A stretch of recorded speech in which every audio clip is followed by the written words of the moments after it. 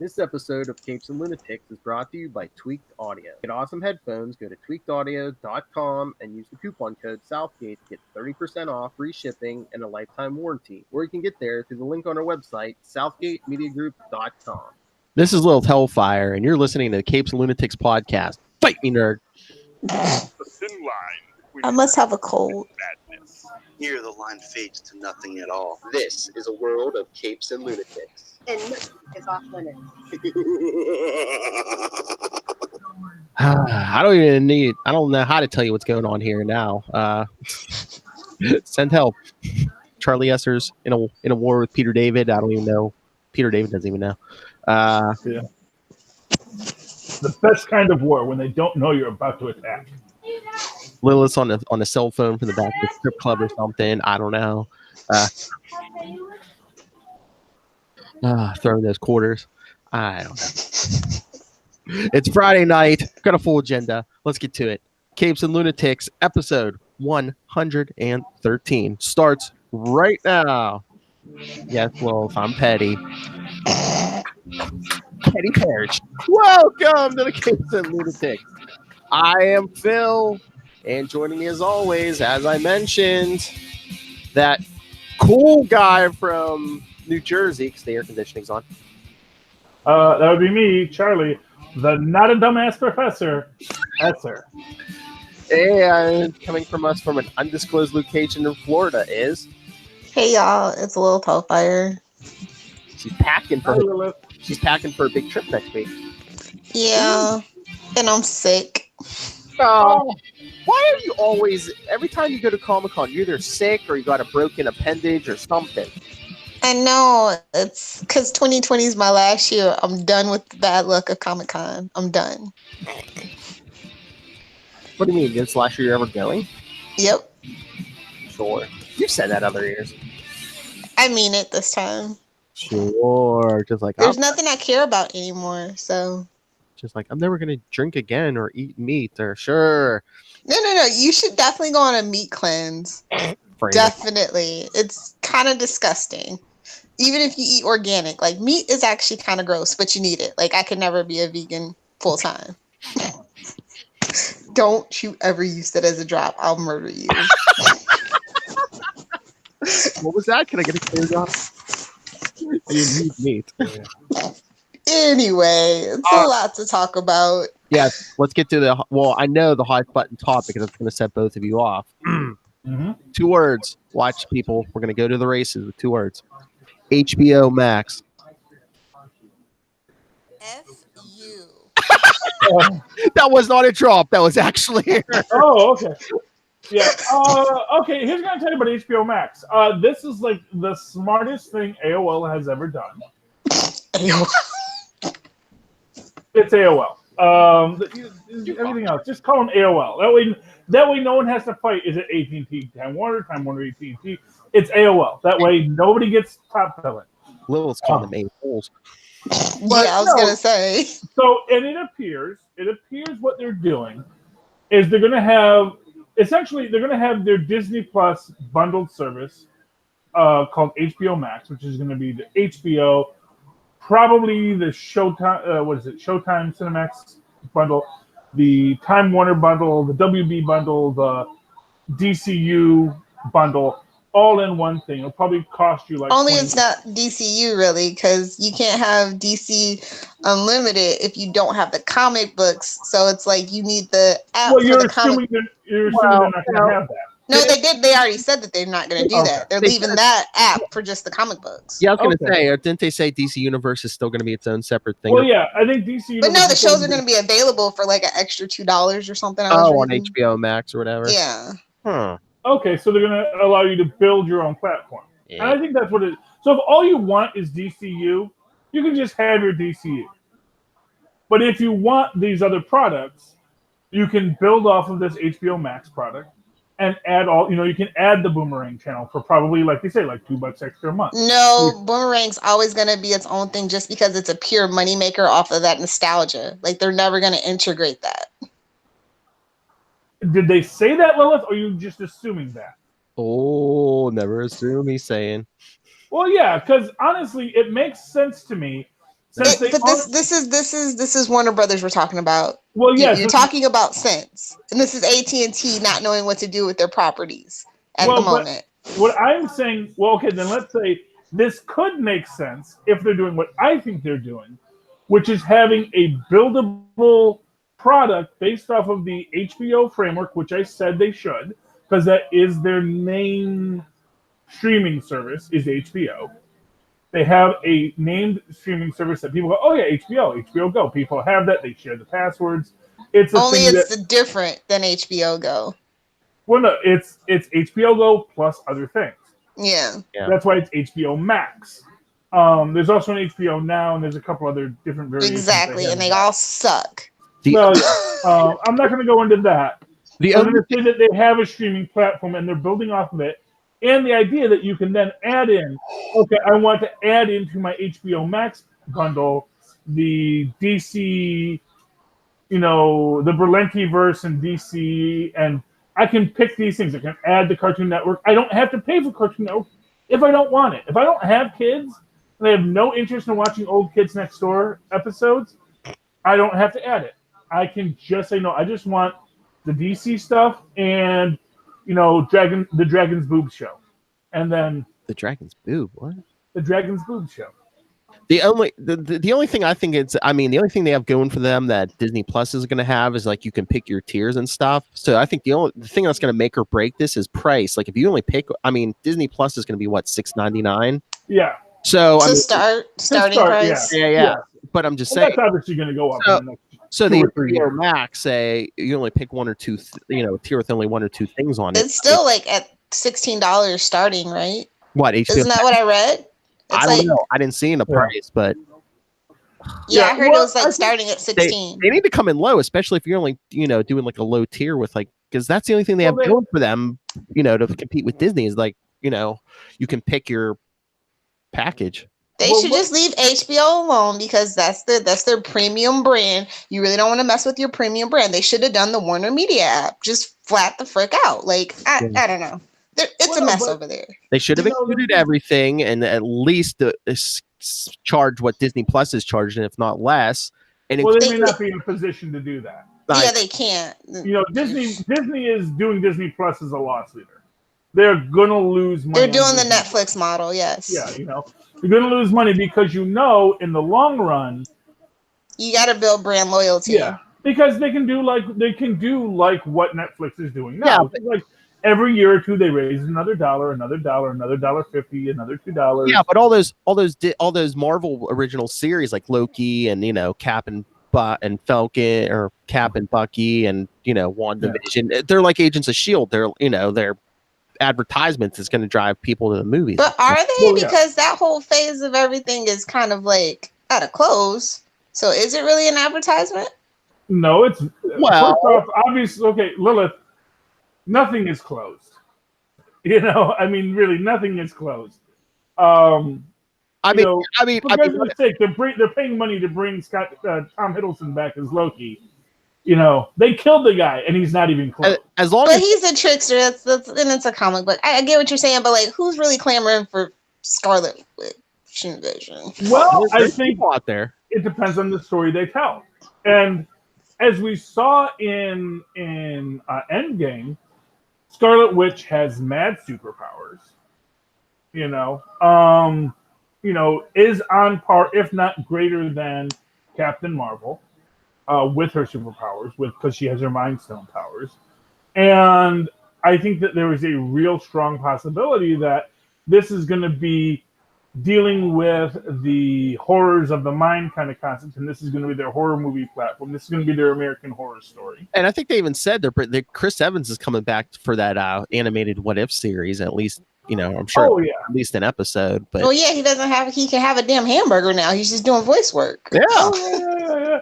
Oh, and I'll tell you what, he's going to be champing at the bit to be Old Man Cap, and for movies for years to come. He's going to be the new Stan Lee. He's going to be dropping cameos everywhere. Yeah. Yeah, he's going to be the Comte de Saint-Germain. Comte de Saint-Germain. Well, hey, half the Chris's found a way to eat a cheeseburger now. Evans is an old man, and Hemsworth is just. Yeah. hefty. Well, you know, they actually all still work in other movies too. So they, Yeah. But they don't need to be like that, like Yeah. superhero. I mean, Men in Black International. He was wearing a black suit the whole time. that hides some flaws. Oh, they didn't. He didn't. I don't know. I didn't watch it. No one did. Evidently. Sorry, Valkyrie and Thor.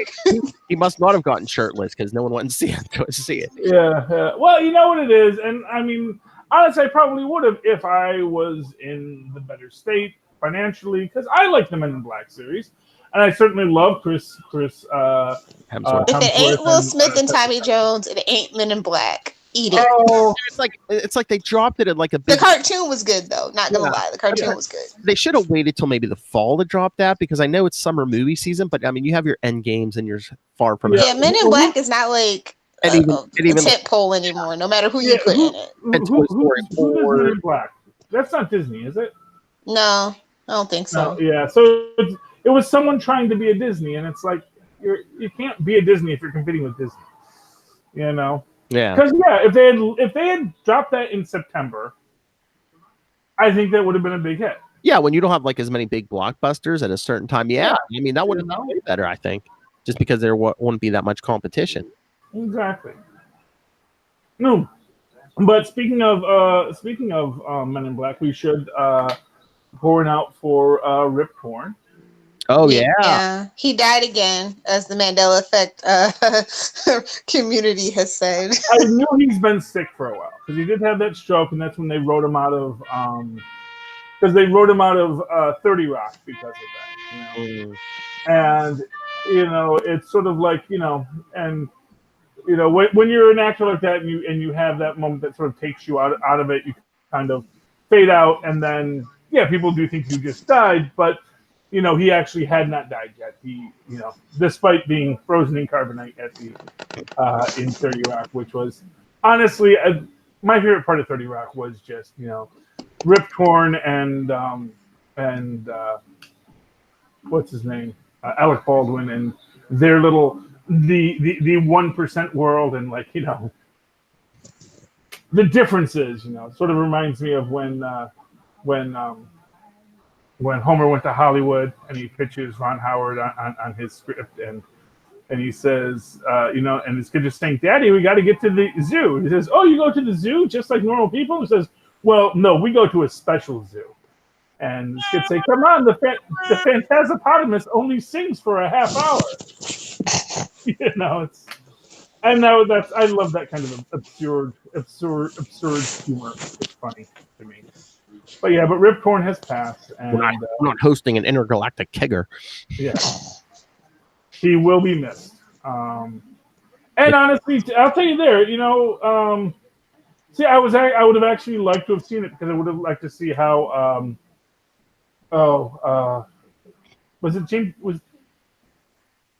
Who was playing M in that? Was that Judi Dench, or in the new Men in Black? The new M. Yeah. Who was playing the Rip Torn? The Rip Torn part.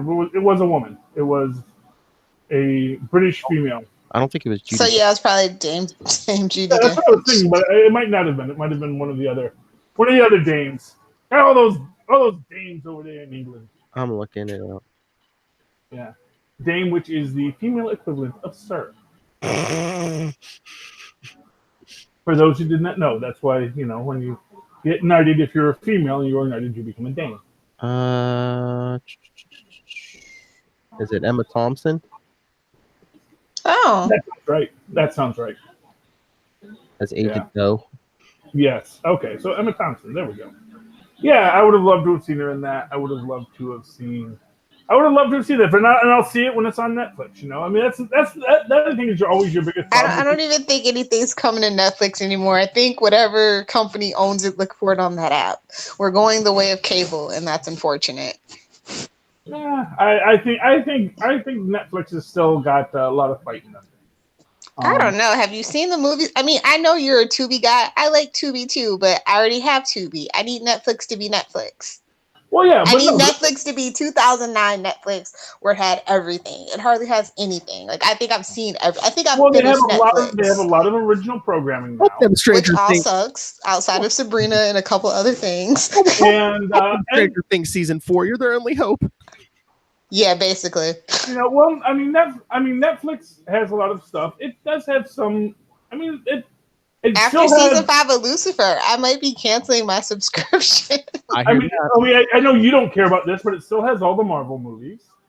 And But if you buy once Disney Plus hits, you'll probably have all those on Disney Plus though. yeah, but I think that they're going to be second run to Netflix. Yeah, You know? I know you're not buying Disney Plus, so I mean, if you're keeping Netflix for the Marvel movies, I mean, that's kind of I'm keeping Netflix for all the original content that Netflix has. Yeah. They so just take too long to drop. I'm kind of like I'm over streaming. I think I'm just over everything. But yeah, that could be the case. Once Lucifer season 5's done, I think I'm cutting that. Yeah, actually, me and my wife have been watching the IMDb streaming platform, which comes with Amazon Prime now.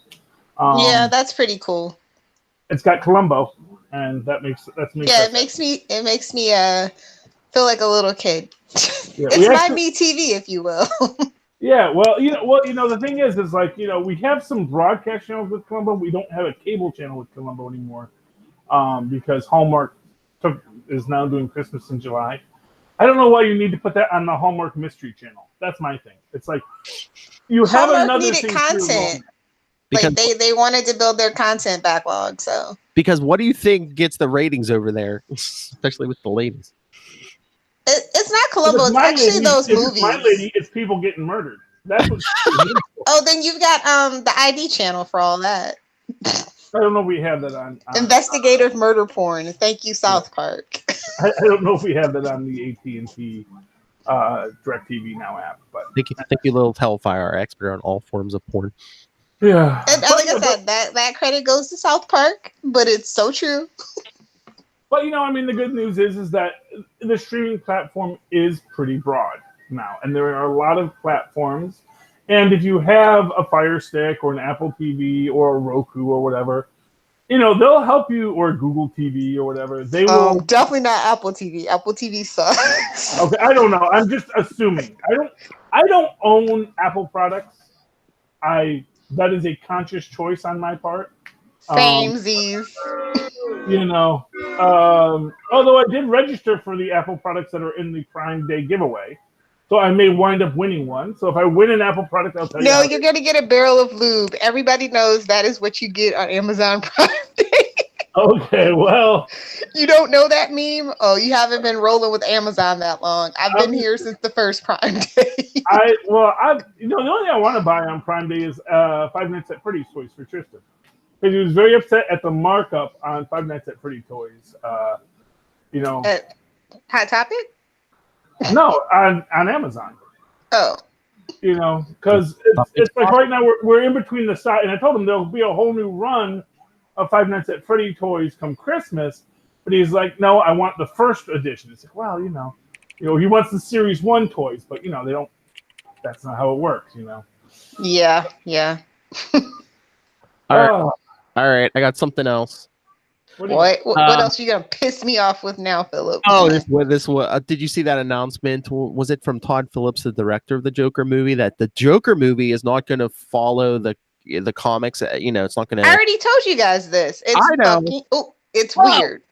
Sorry, but I mean that works so well for the Catwoman movie. Well, it's stupid. Nobody's gonna like this except for people that don't like DC.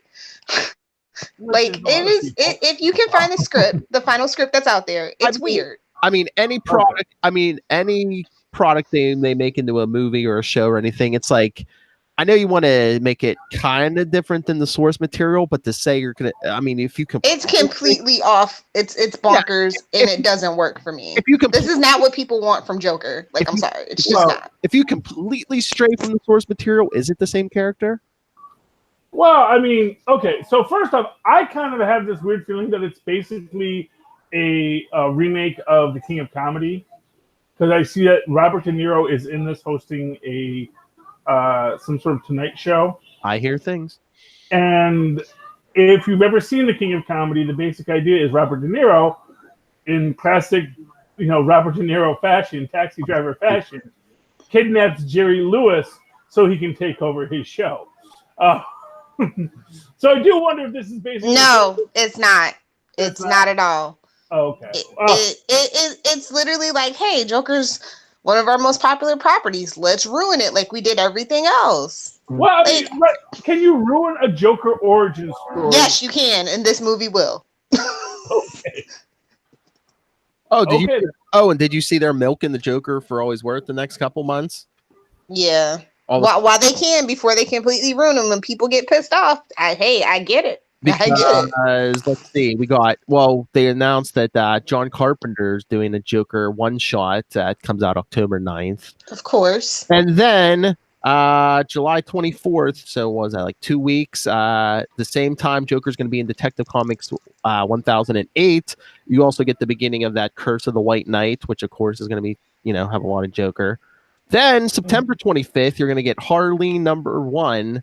3-issue miniseries from the under the Black label. I guess it's gonna delve into Harley's origin, but there's gonna be a lot of her, like, I guess it's a flashback to when she's treating the Joker and stuff. Yeah. Do it while you can before you piss all your fans off. I get it. I'm not done. And then starting October 2nd, another Black label series. It's gonna be 9 issues: Joker, Harley Quinn, Criminal Insanity. And if that's not enough for you, then on October 30th, they're going to get the first of the 3-issue arc. Again, another Black label series, Joker, Killer Smile. And I also saw that supposedly they're still waiting on that 3 Jokers miniseries, but they still haven't announced the date on that.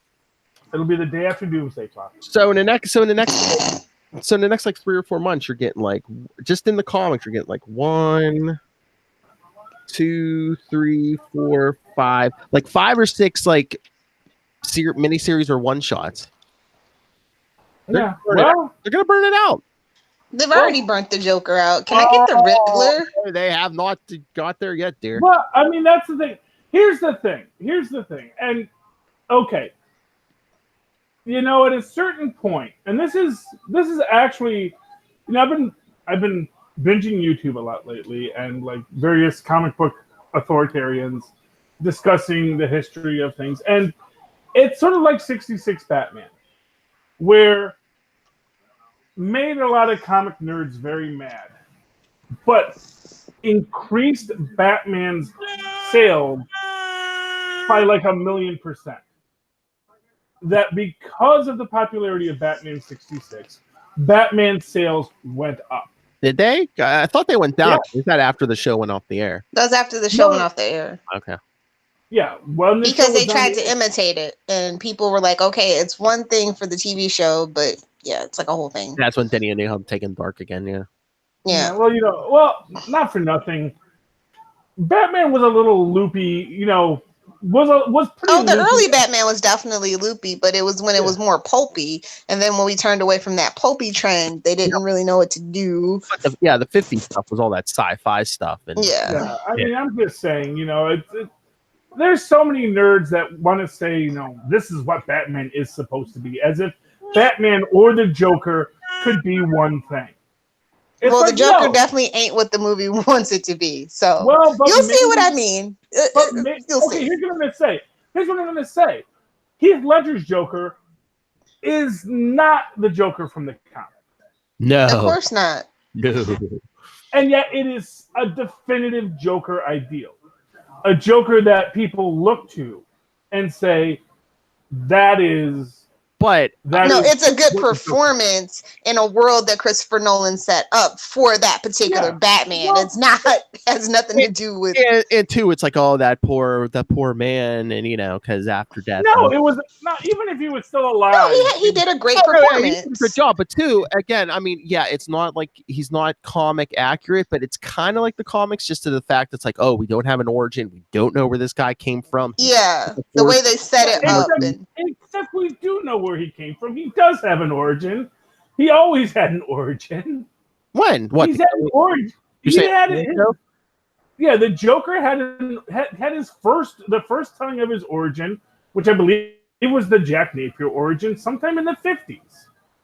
where he's dumped into the vat of chemicals at Ace Chemicals by Batman. Yeah. But before that, Yeah, I mean, you really don't. I mean, it's like, oh, some nameless crook goes into a vat, and then he comes. It's almost like the Vulture. Hey, we should probably get on that. Yeah, well, no, well, I mean, really, what's the Penguin's origin? Did we have a Penguin's origin before someone decided what it was going to be? I don't, and we certainly didn't have. I don't think we ever had a Penguin origin until Batman. What was that? The one with the Happy Meal toys. Batman Returns. Batman Returns. I mean, they kind of did it in the comics, but he was just like, he had an overbearing mother, and yeah. I don't know, but I'm going to say, not funny. He also completely changed Penguin's origin so that now he's some kind of weird penguin boy, mutant. Yeah. Yeah, and then that becomes his origin. Not in the comics. Yeah, never. Well, I don't know. He's already in DC Comics with us. How cute is that? I know. Let me put it to you this way: I've seen them draw him. They drew him a lot more grotesque at various points after that, so he became much more of a grotesque penguin than what his original penguin was. I mean, there were times he was ugly, but he wasn't like a mutated penguin thing or whatever. Yeah, I think there are people that have webbed fingers and toes in this world. And then he figured out, hey, I'm kind of rich. I steal money from people. I can afford some plastic surgery. Yes, but I'm just saying, depending on the artist, sometimes they do get off on making him a grotesque. But like even in the Killing Joke, like, yeah, the Joker remembers his origin, but then he tells Batman at the end, he's like, yeah, I remember it one way one day, and then another day I remembered another way. If I have to have a past, I prefer multiple choice. Yeah, and so this is just one more multiple choice. But and that was technically an Elseworld story until it wasn't. So yeah. But let's be honest here. When was the last time Lilith read a script she liked? I like the original Aquaman script before they fiddled with it. I like the original Wonder Woman script before they fiddled with it. I like Wonder Woman 84 before they fiddled with it. Okay. So she likes all of them. I like a lot of the original intellectual properties that'll probably never see the light of day until 2025 when this whole bubble bursts or whatever, when people get that people are tired of certain things. So basically, Lois loves this stuff before the suits get involved and have to. Yeah. Okay. I mean, entirely possible. Although then again, I think that film is such a visual medium, it can be hard to go from a script to what it would actually look like on screen. No, a lot of the stuff's arbitrary, and it is what it is. Yeah, it's like you can read a really great script, but then you have to ask, am I loving this script because of the dialogue and this character-driven stuff there? But then is that going to translate when it's, us running down the street and then it just becomes, I just don't buy Batman and Robin talking, that's all I'm saying. I think that there's a lot of choices that have to be made in film that are not always easy to make. I just don't buy Jason Momoa as Aquaman. Fight me, nerds. Okay. Fight me, housewife nerds.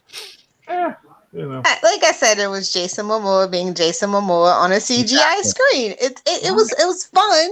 Don't get me wrong. It makes people take Aquaman a little and a little more seriously, if you will, if that's the word I'm looking for, or whatever. It gave him a little more of a bump as a character, but I don't think it was worth it to real Aquaman fans to have Jason Momoa as Aquaman. I mean, they've been doing scraggly hair, bearded Aquaman for a while in the comics. Oh yeah, but not to that extent. Well, it's a whole thing. I don't want to get into it. Like, I feel like Jason Momoa needs to be canceled, and I'm not even down with the cancel call out culture. But I'm over it. I'm over it. I hope they recast Aquaman. I'll leave it at that. Like I said about Ben Affleck, you guys will see. You'll see what I mean eventually. I still say I thought Ben Affleck was a fine Batman. I didn't say anything about Batman about why he had to go. So, yeah. Well, Although, you know what? That Daredevil movie was on TV the other night, and I know that thing has its problems, but I don't know. I kind of like Affleck better as Daredevil than Batman. Yeah. I definitely agree. My honest opinion about Daredevil is I actually think mostly they just really screwed it up with Bullseye. Yes. Yeah, Bullseye. I think Bullseye just really... Bullseye's the worst part. I think everything else, you're almost like, okay, yeah, for And like then a Bullseye shows up with that stupid rubber tattoo on his forehead. And you're just like, oh, God. Bullseye, get it?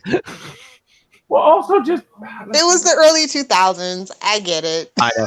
But again, it's like they tried to force too much into this. You wanted to do Daredevil's origin. You had to have you had to bring in Elektra already. You had For your spinoff, though. yeah, no. At least they were thinking of female leads. Just saying. Yeah, Just you know. saying. But I mean, you should have waited till at least the second or third movie to kill off Elektra, but they couldn't wait. Yeah, I mean you know what, Elektra. They had a plan and it just didn't work. I appreciate it. Is all that I can say. They wanted a female lead, but they also wanted man pain, because it's like you've been with her for 5 minutes and it's just like They probably didn't need to kill her off. They actually should have had not that soon.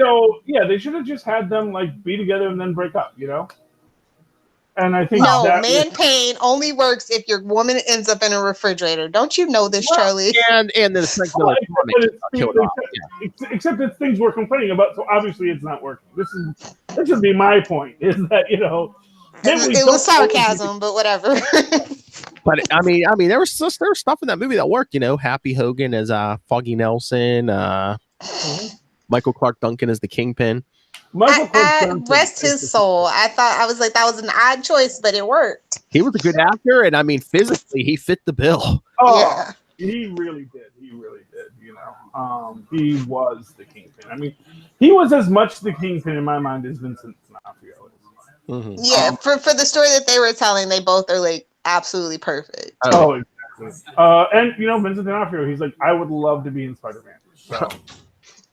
Well, I think I heard somewhere some podcast they were saying, Vincent D'Onofrio saying, everyone on the set, on that Daredevil series is ready to go. Disney Plus or whoever, ready to go. Well, and not for nothing, that ended 2018, which means 2020, which I don't think we're getting another Spider-Man film till then. Daredevil and Spider-Man Daredevil and Kingpin are going to be ready to go. And as people suggested, the last time Spider-Man got outed, they found another guy in red to jump around. Well, Peter Parker was like, "Oh, who is this guy? I don't know him." And we're in a world of Skrulls now, so it's like, oh yeah, well that's the thing. Is like you can just Peter around in the suit and just have Talos standing there as Peter Parker, and be like, "Oh, yeah. Peter, Identity Crisis or Clone Wars, take your pick." Oh yeah, we can do Ben Riley too. Yeah. I think that's something they want to tamper with. All you have to do is double Tom Holland on the screen, maybe dye his hair. Yeah, I guess so. I mean, they're getting their money's. I mean, they're paying Tom Holland anyway. Might as make him play two parts. Yeah, but you don't want to run into a situation. It's like, no, I was in that film twice, so that counts as two of my 9 contracts. Oh, I'm sure Disney has ironclad contracts. I don't think they're going to run into that problem. You do what we say, well, or you disappear. Your career disappears. Yeah, pretty much. Not a monopoly yet. AOL is still out there, so. But the power of Spider-Man. Did you see what the #1 selling comic of June was? Mm-mm. Black Cat #1. Really? Oh, good for Black Cat. Yeah. Wow. They said it was like a low month. I mean, they did lead it up with that damn arc, so I get it. Oh yeah, the arc, the never-ending arc. That arc in Amazing Spider-Man. Yeah. Well, that will be interesting if they introduce Black Cat in the next Spider-Man film and actually create a nice little love triangle for Peter. Though, why all these women are after Tom Holland is a real question. Oh, but, hey! It's like, that Tom Holland's there, Charlie Esser, Look! All I'm saying is, Grace Randolph was right. Mysterio is, I keep wanting to call him Mephisto. Mysterio is totally negging him at that last bit there. It's like, I give you 50. You're pretty awkward and you look ridiculous. It's just totally doing that negative compliment kind of thing. Classic, pickup artist style. But he's not wrong. Tom Holland is a very awkward journey. Yeah, but you know what? We don't know how he's going to get all the chicks, Charlie Esther. It's like, hey, Tony Stark left you some magic glasses. What else did Tony Stark, the billionaire, leave you? That really assumes women are purchasable objects, Philip, and that's very. No, I feel bad In for the you. MCU, not too many. Or never mind. no, even It's in real gonna- life, there are women like that, Charlie Esser, who are gold diggers. I know, I know. Woman, but And Felicia Hardy might be one. maybe, or maybe she thinks, yeah, maybe now he has money that I can, or something of value I can steal because she is a thief. Yeah. Of course, you'll have to have a younger Felicia. Although, like I said, they're only going to be 18 in the next one. Well, think about it. Think about it. You have an 18-year-old Tom Holland, say you have like a 21-year-old Felicia Hardy come in and like seduce him or try to seduce him, I don't think Pete's going to fall for that. He's got his Peter Tingle to solve those. booze and marijuana. Oh, we know Blue Hellfire's secret formula now. Yeah, well, Little Hellfire's witchcraft, booze, and marijuana into the cauldron. Anyway, Hey, it's good for your cataract. Shut up. the booze or the marijuana? and your Both. There you go. and your glaucoma, huh, Will? Yep. And your anxiety, huh? Exactly. It's perfect. All right. What else, Jeff? Should we get to some comics? Sure. Yeah. Lil's like, I'm chomping at the bit. Dear DC. Oh, yes. Okay, seriously, don't be mad at me. I kind of like Batman Universe #1. I kind of want Bendis to write Batman and somebody else to take over for Superman. I think it would be a fair swap.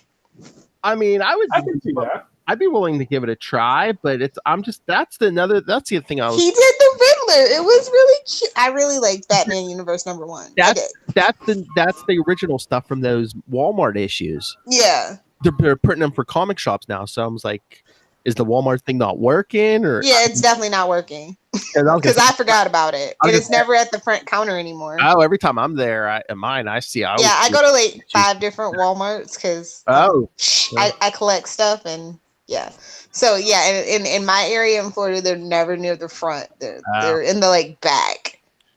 And not even by like the toys or like the books. It's like a really weird location. Yeah, there's like in mine. There's a section in the front where they have like all the trading cards and stuff, and yeah, it's like sitting there.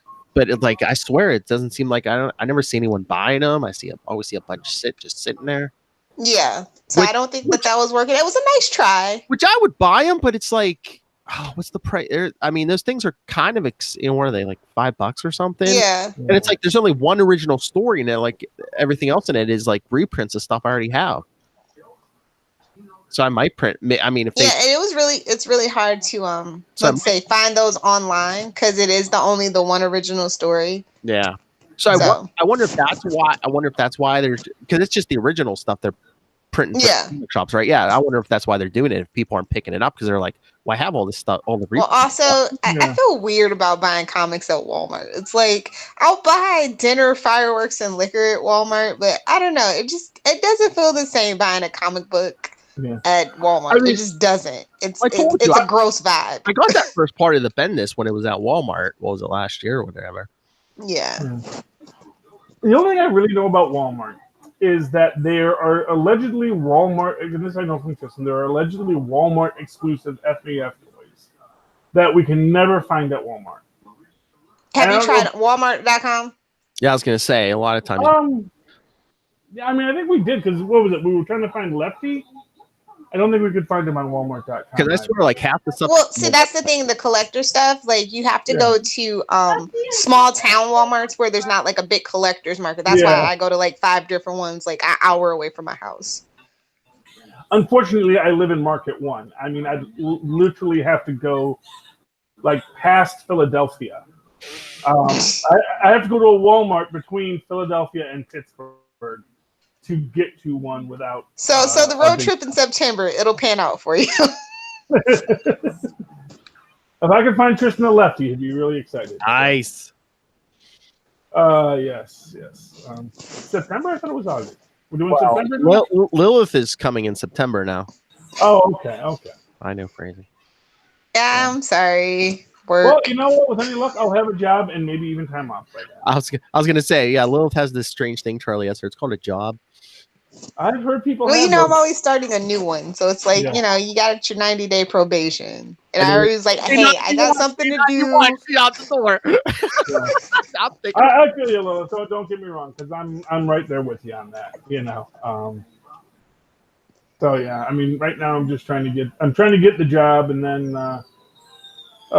it's a bear out there. So Yeah, I hear you. So, Lil, that Batman Universe #1, like, how many different issues of the Walmart stuff does it have? I mean, how many chapters or whatever's in it?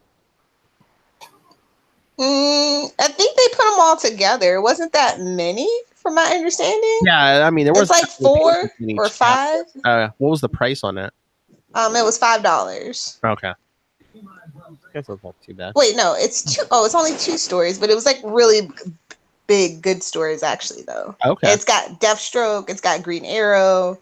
Like I said, it's got Riddler, and it's a Fabergé egg. I love Fabergé eggs. So I was like, oh, this is really cute. And also it had Jenny Hex. So I was just like, oh, I'm actually, if you don't know, I'm a fan of Jonah Hex, and I swear the movie's not that bad. You should watch it. Wait, is Jonah Hex or Jenny Hex? Jenny Hex Okay. is Oh, yeah. No, that's our modern day descendant of Jonah Hex. Yeah. Because isn't she the one in Young Justice now? Mhm. Yeah. Exactly. Do you think they're gonna melt her face eventually? No. For just for the adaptational attractiveness factor, I think they're just gonna stop doing weird stuff like that. And Young Justice is in that Wonder Comics. You think they're going to go that dark in Wonder Comics? If you can get Thunderlust, maybe. I don't know. Yeah, I don't know, man. Yeah, That's sex. You can do some crazy stuff there. Speaking of Wonder Comics, did anyone else read Naomi this week? I was gonna say, yeah, I enjoyed number 6, right? That's what we're on. Yeah, this is number 6. This sort of completes our Naomi origin story. Yeah, because then are they taking a break or something? So I thought they said it's like, oh, this is the wrap up of like season 1 or whatever. Well, I mean, it's definitely the wrap. I don't know if I would assume there's another one next month. I mean, this is a very. Well, that was just the blurb that it's the end of the so-called first season. Okay. Yeah. Well, yeah. Comic books don't take the summer off, though. I don't know if this. I mean, when you're trying to do something different and maybe you need to do marketing or hype, you might take a few issues off. Or you might just lie, like Walking Dead, # still bitter, but it's still a great story, pick it up. Yes. But no, and I really love the art in this. I really think the art is very well done. That's my opinion. Yeah, Jamal Campbell is definitely a great factor in this book, along with David Walker and Bendis. And I gotta say, our evil guy, I really like him as a villain.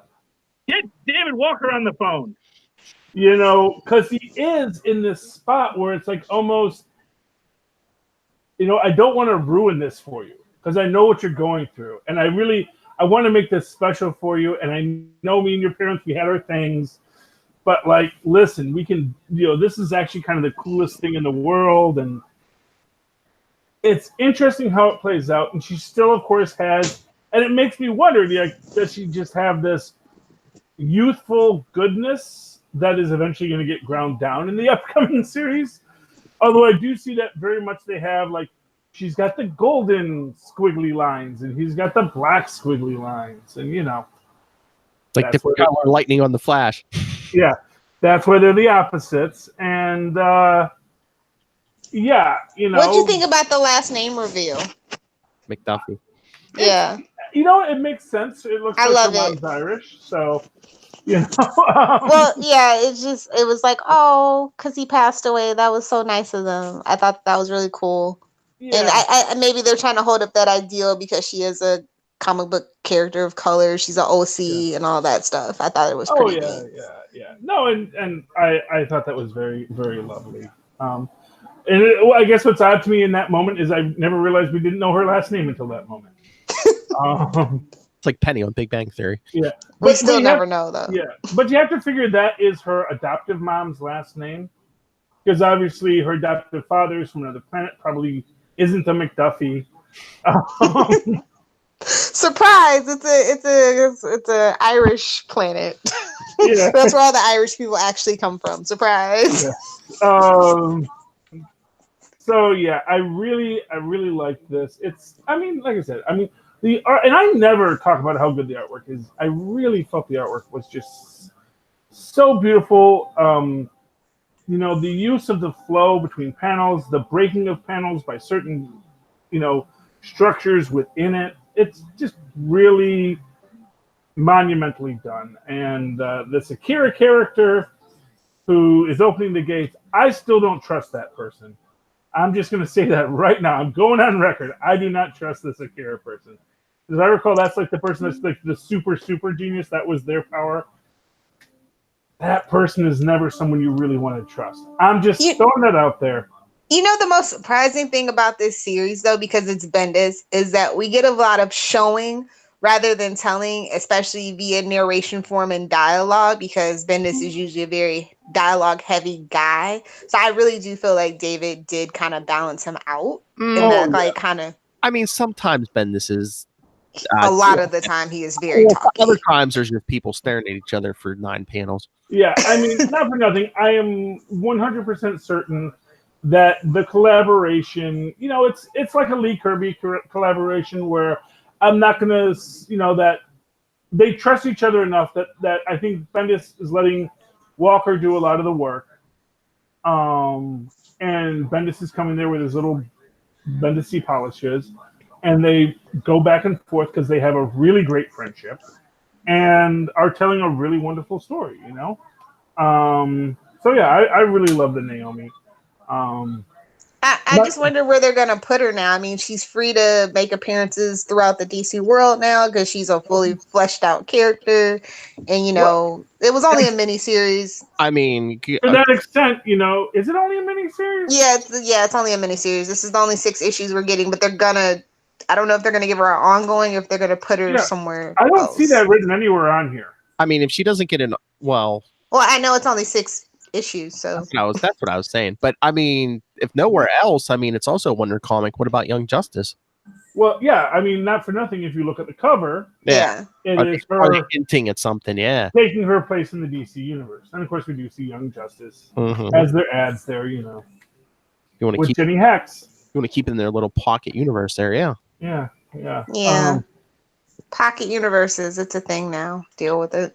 Yeah, we got to keep your universes somewhere, one in a pocket.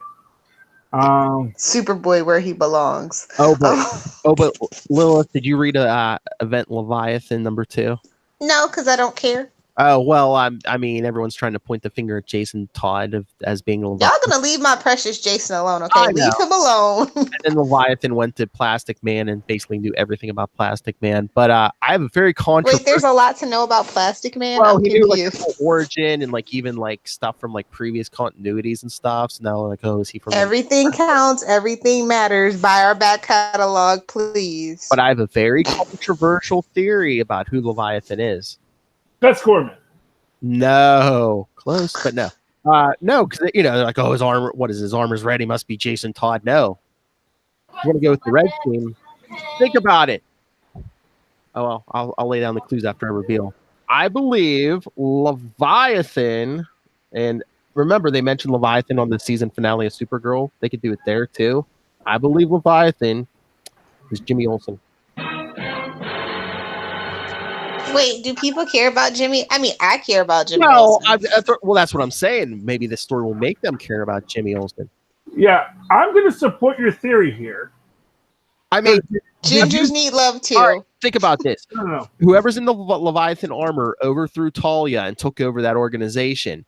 On one of those first pages of Action Comics, who were they saying Jimmy was dating supposedly? Talia. Okay. Oh.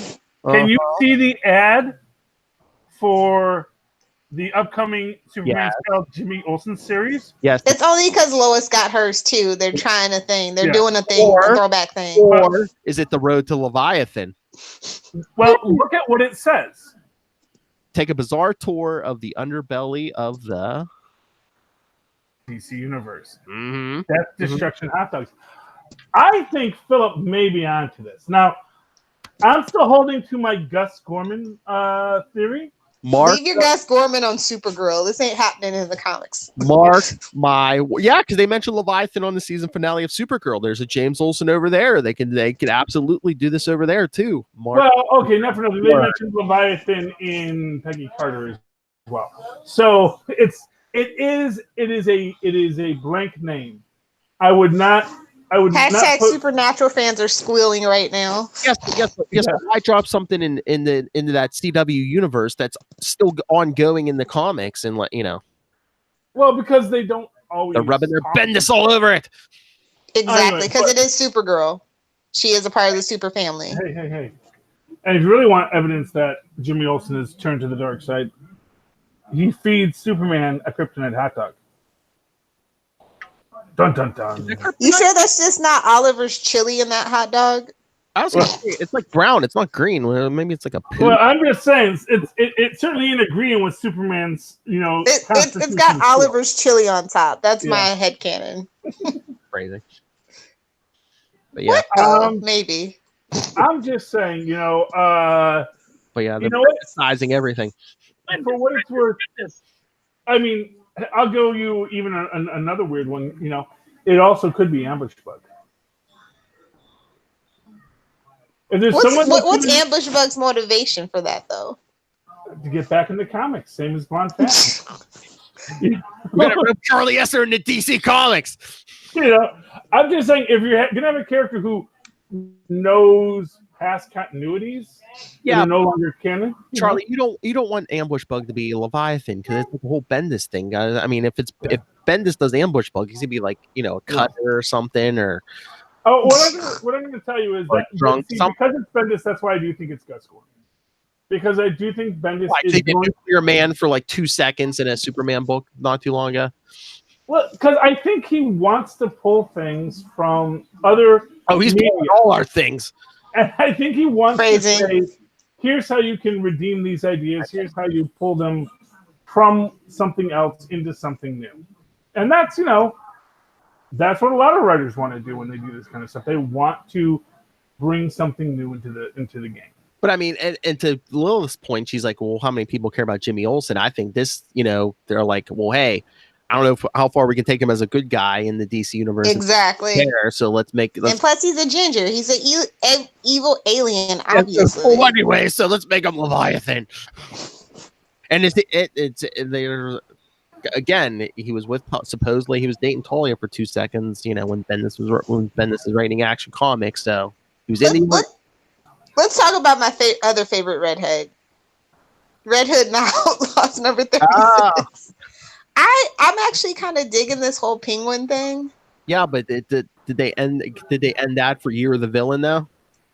No, I don't think so. Well, he kind of put his friends in charge of the. It's going to a Lex Luthor thing, and this is like one of my secret ships. So I'm like, yes, let's do this. Jason Todd and Lex Luthor team up. I want it. They're doing the Year of the Villain thing, and I guess because spoilers at the end of this issue of Red Hood, Lex comes to him like he's been coming to everyone and says he wants Red Hood to train the troops because you were trained by Batman. Exactly. So I'm like kind of here for it. So does everyone just know who Batman is now? No, but. Everyone knows Batman's a badass, so No, but like do people? Because if they know Red Hood is Jason Todd Robin, it's very weird. It's like people don't know Bruce Wayne's Batman, but they know Nightwing was a Robin, Jason Todd was a Robin. I mean, I don't even know if Jason Todd. It's like, but Lex came to Red Hood. I don't know if he knows Red Hood's identity. He might know Red Hood was a Robin, but he might not know Jason Todd is Red Hood. Lex Luthor knows everything. He's just holding it close to the vest. Okay, yeah, I mean, honestly, let's just agree on that. Well, he knew everyone's he was in the Justice League for how long? Exactly. Quietly. Is that canon? Wait, is that canon? Does it matter? I don't know. It was like in the New 52. It's who knows. I'm sure Lex Luthor knows that. Yes. I'm sure that Lex Luthor knows everybody's secret identity. But Lex Luthor might just secretly be Batman for all we know at this point. Dare you? Just puts on that little wig and then he says, "Oh, I'm Wastrel Bruce Wayne." To be a privileged wastrel. Oh, jeez. Lilith, Did you read the 60-page Amazing Spider-Man 25? Of course I did. Who's the mystery guy? I don't know. I don't really care. Like, no offense. Like, Amazing Spider-Man, it's a good book, but it's just not my Spider-Man book. Is it someone we saw? I mean, it's this bandaged figure from hell, supposedly, who brought Mysterio back to life. It's Uncle Ben. He knows who Pete. But it's Mephisto and Uncle Ben's skin. It's fine. It's not a drill. It's happening, people. Maybe it's Jason McIndale. Oh no. You know what? Probably. I heard a lot of people had an earlier issues with version this. of Ben Reilly. Ben Reilly's alive though. This guy's like kind of from it. Yeah. Well, is Ben Reilly alive, or does he just? Yeah. Remember, Otto kind of fixed him at the end of. No. Ben Reilly died X number of times. Oh yeah, like 20 some times. Yeah, Yeah. So it's this, as I always say, does each clone get its new soul, or is one soul spread around all these clones? Well, when this past Ben Reilly series, like Death came to him and was like, "Yeah, your soul's all black and charred. And, you know, I think she said, even if you like die again, you're gonna go full on evil." But I guess Otto must have fixed. Well, okay, but not for nothing. That doesn't mean that's Ben Reilly's soul getting recycled or coming back out of hell. It just means that his soul is getting corrupted by cheating death. Well, you want it both ways. You want it because- both ways. His soul's getting tainted, but is it still his same soul? It's like, well, yeah. Well, shouldn't it be clean? If you're getting a new soul every time, shouldn't it be clean every time? Well, I don't know. Is your soul clean at birth? I mean, that's this idea. Like he's being imprinted. It's this idea. When the wizard makes a clone, his clones all have his memories, all have his history. They believe they are themselves. They are in their own ways, their own brand of evil. The wizard uses that junk Doctor Doom science. Come on. No, that is true. First off, the junk science is the Warren cloning. You know. Oh yeah. 1940s technology. That's Doctor Doom, Otto Octavius. Everybody else knows this, and honestly, I think most of the time they just sort of laugh at Warren because he can't freaking clone anything. Well, they retconned that during the Clone Saga too, where he was like a student of the High Evolutionary, and let's not get started on him. Yeah, High Evolutionary. That's just sometimes he's good at his job, depending who's writing the story. But he is as much of a villain as he needs to be, because he's crazy. Because you can't just evolve yourself out of things, you know. That doesn't work. That you can't gain like enlightenment through evolution. That was his problem. He assumed evolution was a line, not just a thing. You know? So a fundamental philosophical misunderstanding of what evolution is. But that's for super connectivity. I'm glad they're trying to do something with MJ, but I just feel like it's not the right thing to do with MJ. Oh yeah, her and Carly took down the female Electro. Yeah. Oh, because and you know where they took her? You know where Mary Jane took down the female Electro? Charlie Esser. This will get read this issue. Electric Avenue. I'm sorry, where? The musical of the Fantastic Four musical. Oh, Fantastic Four musical. Turn on the light. What now? They have the name of it. I don't think they showed the name. It's clobbering time. What? And so are they bringing back? Pure. Are they bringing back Mary Jane's acting career too? I'm not sure why not. They need something to do with Mary Jane for sure. Yeah, a soap opera. She could do a sitcom. Oh, I'd love to see her. Her and Hellcat need to get together. Oh. I would love that. I would love to see her and Patsy Walker. What would you call that book? Two redheads in a sitcom. Yeah, there we go.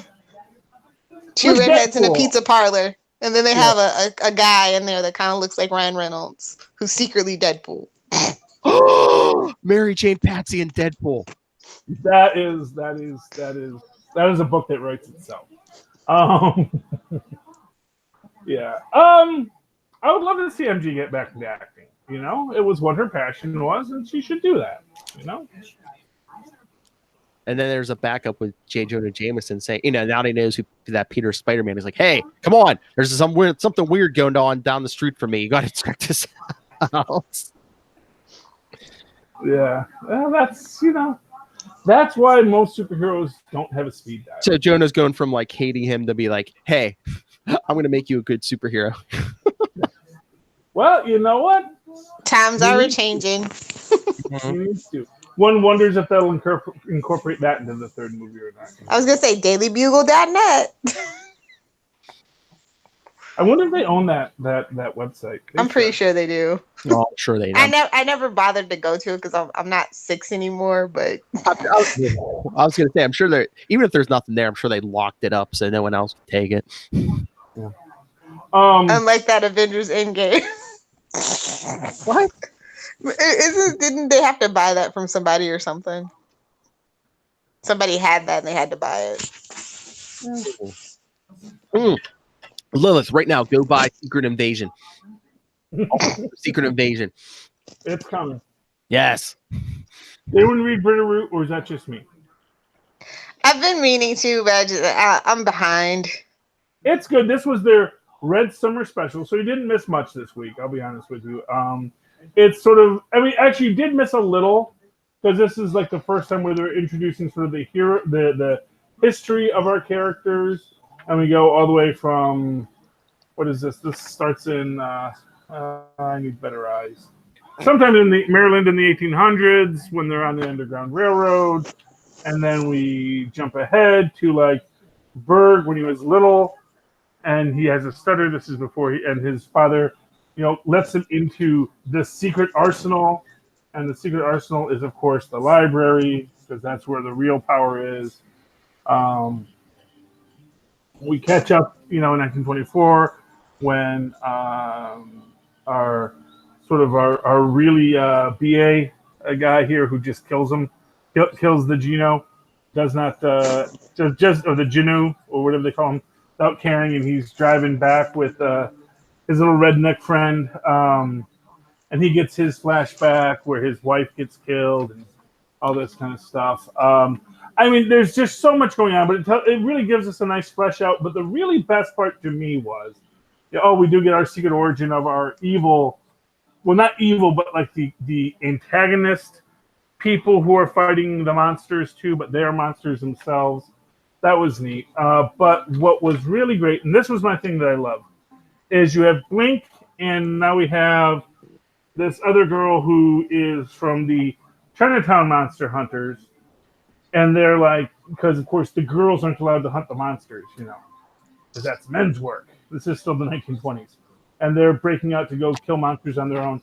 And she is talking about, connecting with the O'Reilly girls up in Boston, and Blink is like, no, we just need to keep it between us. We don't need to bring more people into this, but we do know that later they are going to, because we do see a flash of that, we do see that we are going to get some Irish monster hunters in here eventually. Yeah, I don't see the ad for it here, but yeah, it's great. And we also see this like place in between worlds where that's sort of the purgatory area. They call it Bakra, and you get stuck there. It's kind of a timeless limbo where you fight monsters, but the monsters are coming in. That catches you up for what we saw at the end of last issue. This was the Red Summer special. I don't know if it had. Looks like this is. I don't see a number on this, but it's the Red Summer special, Bitterroot Red Summer special, and it really catches you up. It was really good, $5.99, but worth every penny. I do love Bitterroot. It is just such a good story, and it's just a great mythology that that they're building out there, and definitely highly recommend people pick it up. There was 2 books I wanted to mention. Lilith, you read Young Justice #7? Yeah. So they're like lost in the multiverse. Yawn. Was that supposed to be the regular Kingdom Come universe, or? I don't know anymore. They fiddled with it so much that I don't know. I'm not sure anymore. It's like everyone seems so angry. Well, it's 2019, of course. I know. You revisit any universe. It's like when you go to the Old Man universe now. It's not really the Millar Old Man Logan universe.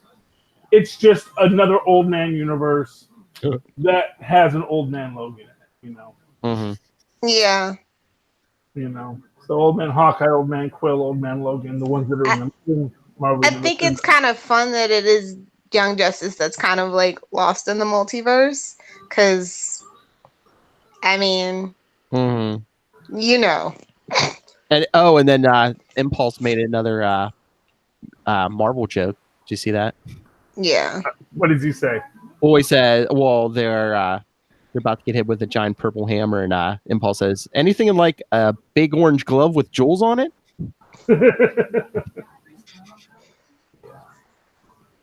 So yeah. Infinity Gauntlet. Did you read Miles Morales 8? Yes, I did. It kind of halted the action, but I kind of like that it halted the action, I guess. Yeah, well, I wonder if they're doing. I wonder if it has anything to do with. I know they said he has a big anniversary issue coming up, and I think they said they're bringing back the Ultimate Universe somehow.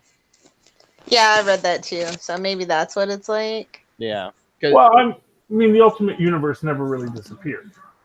I mean, yeah. I mean, the whole issue is basically Miles is captured by we don't know who, but it seems like it's almost like a computer run something or other is like testing his abilities or something. Yeah. Yeah. And it's you have to remember he's a kid and it's like this like it's a lot of tension. I thought that they built up the tension really well. Yeah. I mean, it makes sense. It's like if someone wants to study spider powers, who are you going to go after? I mean, Peter or Miles, who's a kid and has less experience. Wow. And it almost I don't know, maybe I was just reading into it, but maybe it just seemed to me as someone was like, let's compare this one with the other Spider-Man and see, what the difference. Exactly. Yeah. Well, I mean, for what it's worth, it's basic Marvel multiversal rules that you can't get rid of Infinity, You can maybe make it more difficult to get to those spots, but the spots always exist, And, I think one of the things with the Beyonders and, the incursions and is that, the Ultimate Universe, for the most part, except for maybe the main Ultimate Universe, really never got in contact with the Beyonders, so it did not need to be destroyed. But that infinite number of other Ultimate Universes still existed. Really, it becomes this idea of not so much destroying the multiverse, but just closing off a section that the Beyonders have been in contact with. Like that once you can break away from those, then you can sort of recoup. Like when they put the sign up, bathroom closed for cleaning. Exactly. Pretty much, Well, like I say, I mean, I still cling to my headcanon that, there's the Beyonder, and then just he touched a multiversal universe, and it just broke his mind. He touched it in a bathroom. And everything is just him trying to fix himself. It's just, it's hard. It's impossible. Well, and he made friends with Miles. Miles brought him what, a cheeseburger? No, that was Molecule Man. Molecule. Yeah. Molecule Man and the Beyonder aren't the same person. I know. Well, they are linked, obviously. But I was maybe through that. Somebody made me save that Ultimate Universe for Miles. Yeah. Brought his mom back to life. She died in the Ultimate Universe. What it is, it's that one Miles from that one universe. So it's like it's not even just all the Mileses. It's just this specific Miles. That's why he got to go to what is going to be the one populated by the survivors of, the Secret Wars world, So are they all from 616? Are they all from any other place? We don't really know. But the Beyonders just and the Beyonder and Owen Reese are putting them back together just because they're trying to make a more ordered multiverse. But that never works out. That's pretty much what DC always tries to do. Go ahead. I did say I just wanted to shout out one of my lesser talked about fandoms that got this huge, basically almost a compendium. It's called The Magicians. It's a book series, also is a TV show on Sci-Fi. But it's called The Magicians, Alice's Story #1. The price is steep at $26.99. It's from Boom Studios, but the artwork is beautiful and it's a great story with you get Alice's perspective. Something that kind of gets watered down in the TV show. So if you're a TV show fan and you're an Alice fan, this might be the story for you. Just gonna throw that out there. What's the title again? The Magician's Alice's. Alice's story number 1. Okay. And Lilith, did you read Black Cat number 2? No, Oh, I'm just not interested. I won't spoil too much, but her and her team, like their job this issue is to break into Doctor Strange's house and steal something. Oh, those poor unfortunate souls. It's gonna be like, don't breathe. Well, they brought their own magic user with them, who I guess in the biz they call Merlins. She's like, yeah, we need a Merlin. Oh. Who did they get? Oh, okay, I get it. I don't think it's anyone known. I never heard of this guy before. She was just some like. So it's like an Ocean's 11, but magic. Well, at least this issue, yeah. Well, did they give a name? I might know him. Here I'm flipping. Are they all lady? Are they all ladies or? It's Xander.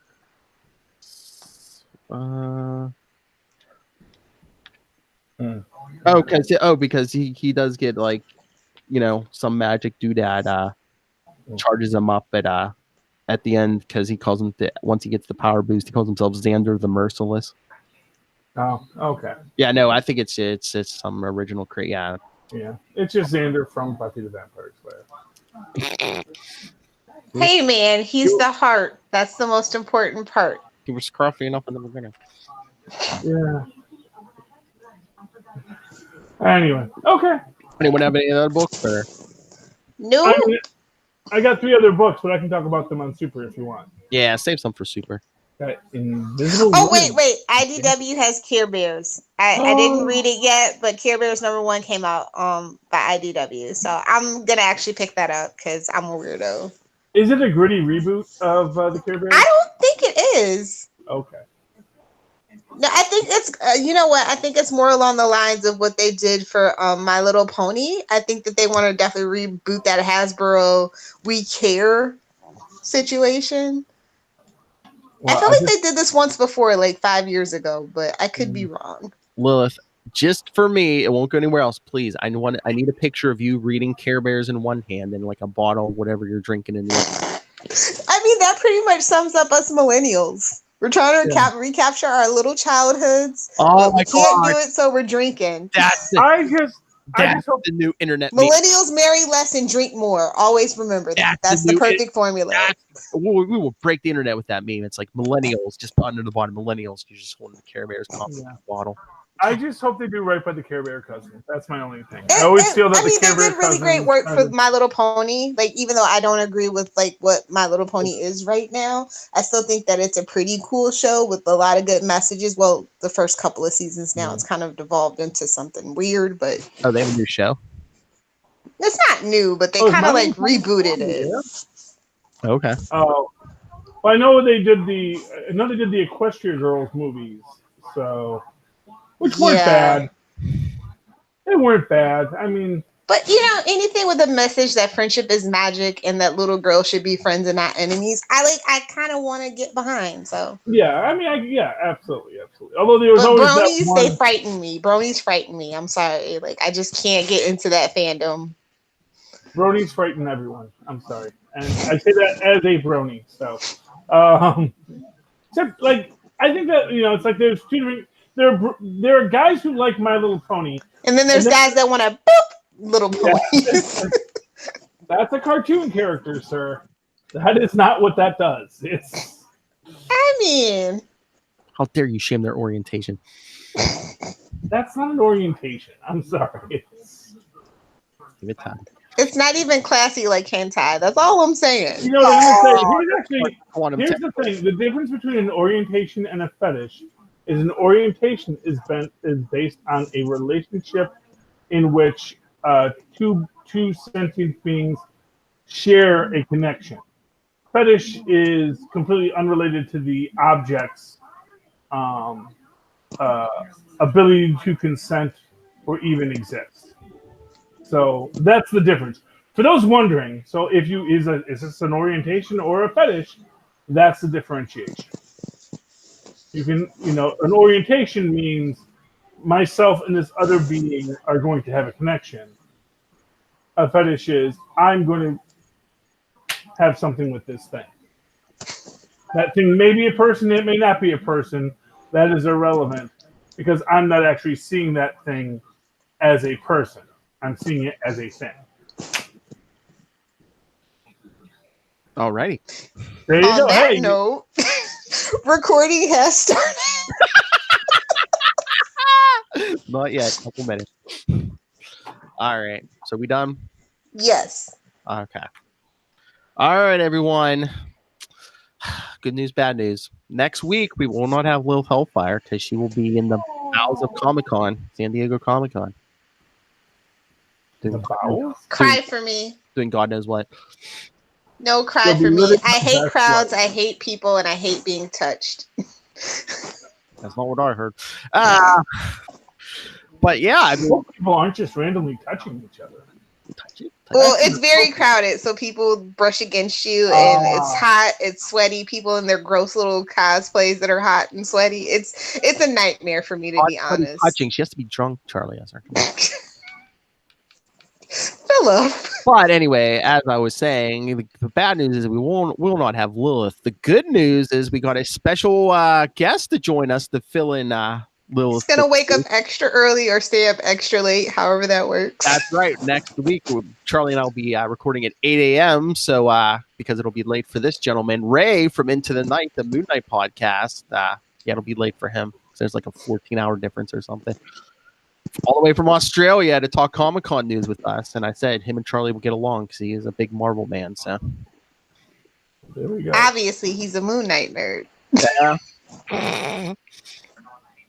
Don't be hating. I'm not. Moon Knight, that's a special niche that I'm glad somebody's covering. Oh, his show is so funny because he hates when people like try to compare Moon Knight to Batman. Like if someone says Batman, he'll bleep it. It's funny. No, Moon Knight has superpowers. Not anymore.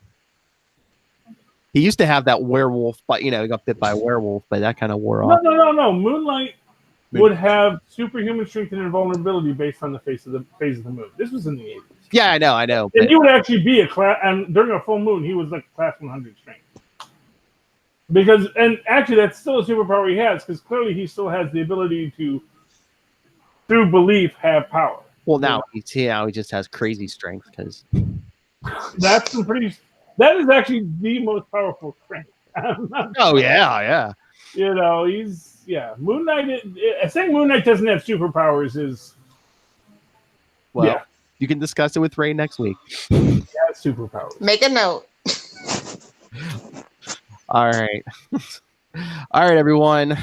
So send us your thoughts. And if you see Comic-Con news next week, send it to us before Saturday morning. We'll discuss it. capesandlunatics@gmail.com, facebook.com/capesandlunatics, @capeslunatics on Twitter, Capes and Lunatics on Instagram. The voicemail, 614-382-2737. That's 614-38-CAPES. And just like the Joker, it has no origin. Work in progress, capesandlunatics.org. All right. Lilith? You nerds want to find me on the internet. I'm on Twitter @Lilith Hellfire. And just for my sidekicks and Capes and Lunatics peeps over on the gram, you can find me via Lilith Hellfire 69. I'm too drunk for this. All right, Charlie Esser. Well, if you'd like to write to me in an old-fashioned email way, there are miles and miles once said, please do so at superconnectivityblog, all one word, @gmail.com. That's superconnectivityblog, because we have a blog that'll be coming up soon. Oh, that's right. Lilith, guess what? Charlie Esser sent me a blog today, so we will have a blog going up in the next day or two. And nice. I promise Phil I'm going to try and do these once a week. Yeah, because I've been so busy. Once a month is fine, Charlie. Don't put pressure on yourself. Yes. And this week's entry is I'll put them up every day. 13,999,999 mistakes. So look for it. That's Superconnectivity Blog, all one word, @gmail.com. And of course, follow me on the Twitter when I live tweet shows, which I will be able to do next week because I won't be recording at 8 o'clock for Agents of S.H.I.E.L.D. @Charlie Esser. That's CHARLIE. Yeah. ESSER. But to the two E's in the middle. For quality. Bing. All right. Thank you, everyone. And remember, send in your thoughts. Send in your questions. What if you have burning questions about Australia? We can answer them next week. Did the dingo really eat your baby?